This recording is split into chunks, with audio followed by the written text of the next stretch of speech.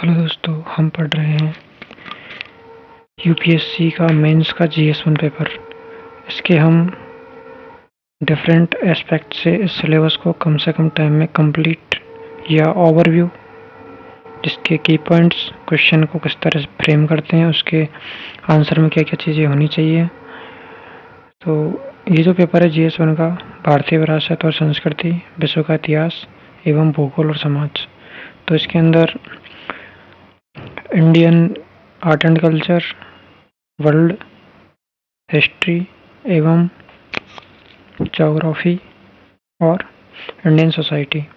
अगर आप वैसे मोटे मोटे तौर पर देखो तो इसके अंदर क्या है, history, geography and art and culture, ये चीज़ें हैं। तो इसके स्टार्टिंग पॉइंट हैं भारतीय संस्कृति, प्राचीन काल, ये सब पॉइंट है ना इसके अंदर।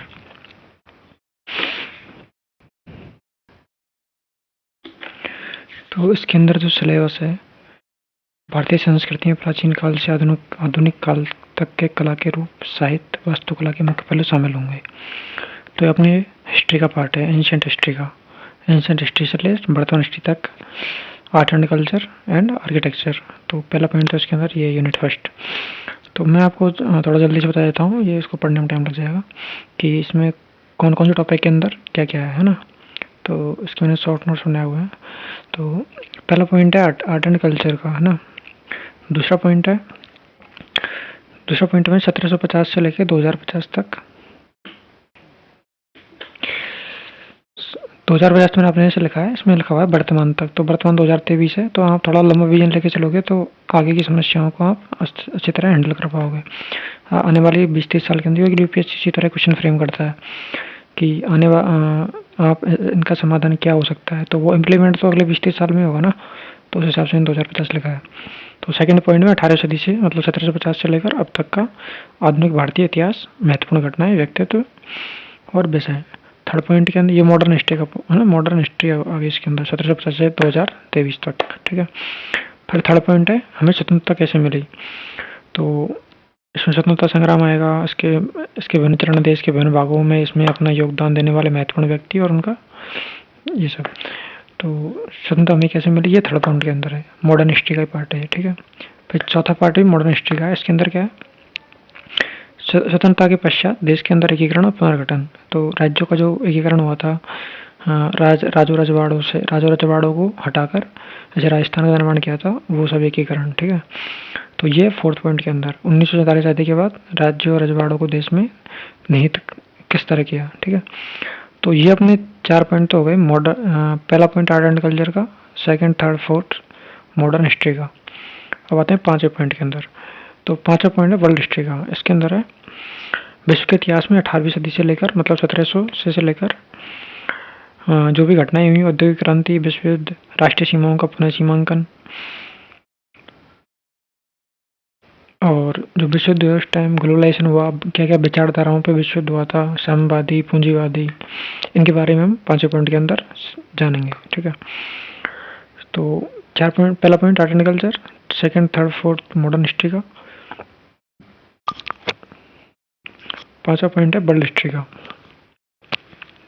अब आते हैं छठे पॉइंट पे। छठवां और सातवां पॉइंट है इंडियन सोसाइटी का। तो छठे पॉइंट के अंदर है इंडियन सोसाइटी के बारे में प्रमुख क्या क्या है, तो उसकी विशेषताएं, विविधता भारतीय समाज की, तो वो छठे पॉइंट के अंदर है। सातवें पॉइंट के अंदर है महिला, जनसंख्या वृद्धि, शहरीकरण, गरीबी, डेवलपमेंट प्रोसेस। ये इंडियन सोसाइटी के पार्ट है, महिला, जनसंख्या, सब, शहरीकरण, गरीबी। तो ये सातवें पॉइंट के अंदर है। फिर आते हैं आठवें पॉइंट के अंदर। आठवें पॉइंट के अंदर भी इंडियन सोसाइटी ही है। तो इसमें भूमंडलीकरण क्या है और रिस्पेक्ट, है ना। तो किसी एक क्षेत्र पर जो किसी चीज़ का जलवायु परिवर्तन होता है या फिर कोई घटना घटती है, तो उसके आसपास के क्षेत्रों पर क्या फर्क पड़ता है, ये भूमंडलीकरण का एक हिस्सा है, ठीक है। तो ये इंडियन सोसाइटी का ही आठवां वो इंडियन सोसाइटी में ही है। लेकिन 6th और 7th तो बहुत अच्छे से आप समझ जाओगे, कोई दिक्कत नहीं इसमें। 8 में थोड़ा आपको और अच्छे से बताना पड़ेगा। 9 में है, 9वां पॉइंट है वो है सामाजिक सशक्तिकरण, संप्रदाय, क्षेत्रवाद और धर्मनिरपेक्षता। तो ये भी इंडियन सोसाइटी का पार्ट है। तो हम अब तक अपन ने क्या देखा, पहला पॉइंट आर्ट एंड कल्चर का, second, third, fourth modern history का, पांचवा पॉइंट वर्ल्ड हिस्ट्री का, 6789 ये इंडियन सोसाइटी का, जिसमें 67 आप बहुत अच्छी तरह समझते हो, और सशक्तिकरण वगैरह आप मतलब इनसे कनेक्टेड चीज़ें हैं, ठीक है। तो ये हो गई 6789 इंडियन सोसाइटी। फिर 10 11 12 ये है ज्योग्राफी। तो 10 के अंदर है world geography, world physical geography, महाद्वीप महासागर देश कहाँ कहाँ है, माइंड मैपिंग होनी चाहिए, ठीक है। और 11 पॉइंट के अंदर ज्योग्राफी का है, उसमें वर्ल्ड के प्राकृतिक संसाधन और फर्स्ट सेकंड थर्ड जो क्षेत्र हैं, प्राथमिक द्वितीय तृतीय क्षेत्र, और उनसे किस तरह उद्योग बने, और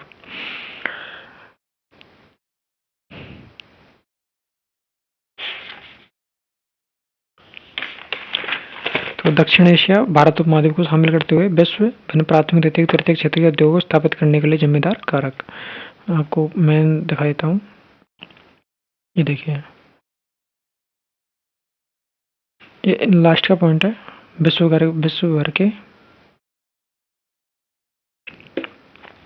मुख्य प्राकृतिक संसाधन का वितरण दक्षिण एशिया भारतीय उपमहाद्वीप को शामिल करते हुए विश्व भारत सहित के विभिन्न भागों में प्राथमिक द्वितीय तृतीय क्षेत्र के उद्योग स्थापित करने के लिए जिम्मेदार कारक। फिर अपना आता है लास्ट का पॉइंट,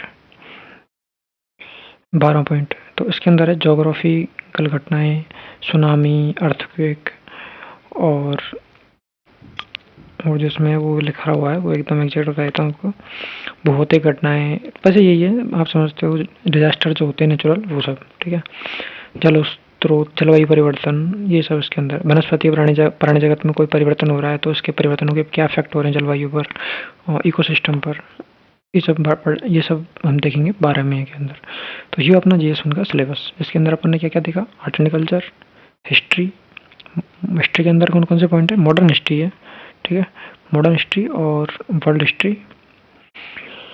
आर्ट एंड कल्चर हो गया, मॉडर्न हिस्ट्री आधुनिक भारत का इतिहास, स्वतंत्रता वाला, और फिर पुनर्गठन वाला, ठीक है, फिर वर्ल्ड हिस्ट्री।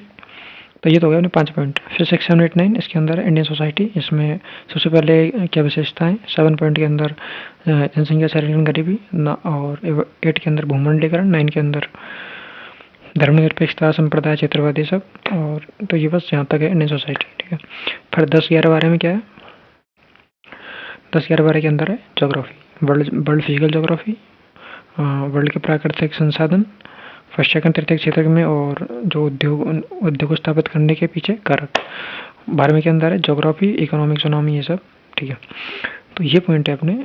अब हम देखेंगे इस सिलेबस से प्रीवियस ईयर क्वेश्चन में क्या क्या टॉपिक्स पूछे गए हैं, ठीक है। देखो मैं आपको, आप थोड़ा माइंड मैपिंग कीजिए कि अपन इसको जल्दी से जल्दी कैसे कर सकते हैं GS1 को। ये आपके सामने सिलेबस है, ठीक है, तो इसको जल्दी से जल्दी कैसे किया जा सकता है।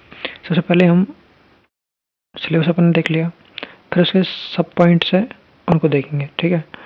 और खासकर हिस्ट्री, आर्ट एंड कल्चर, इसकी बात करते हैं तो उसका अपन को थोड़ा थोड़ा कालक्रम पता होना चाहिए, एक माइंड मैपिंग होनी चाहिए कि इस टाइम पे एंशिएंट हिस्ट्री में ये हुआ था, मिडिवल में ये हुआ था, और वर्तमान में ये हुआ था, एक थोड़ा सा माइंड मैपिंग होनी चाहिए। तो वो आपको AI आर्टिफिशियल इंटेलिजेंस के थ्रू क्वेश्चन पूछ के आपको अच्छे से समझा दी जाएगी अभी। और ये तो हो गया पहला point, first second third four के अंदर, ठीक है। वर्ल्ड हिस्ट्री के अंदर आपको वर्ल्ड हिस्ट्री का प्रीवियस ईयर क्वेश्चन से करेंगे इसको, क्योंकि वर्ल्ड हिस्ट्री बहुत बड़ी है, जिसमें मुख्य मुख्य पॉइंट है, जैसे विश्व युद्ध हो गया, विचारधारा हो गई, साम्यवादी, पूंजीवादी, इसके बारे में मोटा मोटा जान लेंगे, ठीक है। और की पॉइंट्स है जो आंसर के अंदर फ्रेम, जब आप आंसर फ्रेम करोगे उसके अंदर जो बिंदु होने चाहिए, तो बाकी तो आप अपनी लैंग्वेज लिखोगे, लेकिन जो मुख्य बिंदु रेफरेंस दोगे तो वो जरूर आपके होने चाहिए, तो वो आपको बताने का प्रयास किया जाएगा। फिर है 6 7 इंडियन सोसाइटी में हम किस तरह देखेंगे, प्रीवियस ईयर से इसके मेन की पॉइंट देखेंगे, क्योंकि इंडियन सोसाइटी में काफ़ी बड़ा पार्ट तो सारे ही बड़े हैं, लेकिन अपन को मुख्य कम समय में करना है, सिलेक्टिव पढ़ना है, और चीज़ें याद भी रखनी लंबे समय तक। तो अगर बहुत सारा पढ़ोगे तो याद रखना थोड़ा मुश्किल होता है, सिलेक्टिव पढ़ेंगे तो रिवीजन करना आसान होता है। तो हम की पॉइंट्स, प्रीवियस क्वेश्चन, सिलेबस को बहुत अच्छे से बार बार देखेंगे, है ना। मैं आपको सिलेबस में 4 से 5 बार, अभी देखो रिवीजन में चल रहा है अपना, बार बार देख रहा हूँ, है ना। तो उससे क्या आपको भी अच्छा लंबा समय तक याद रहेगा।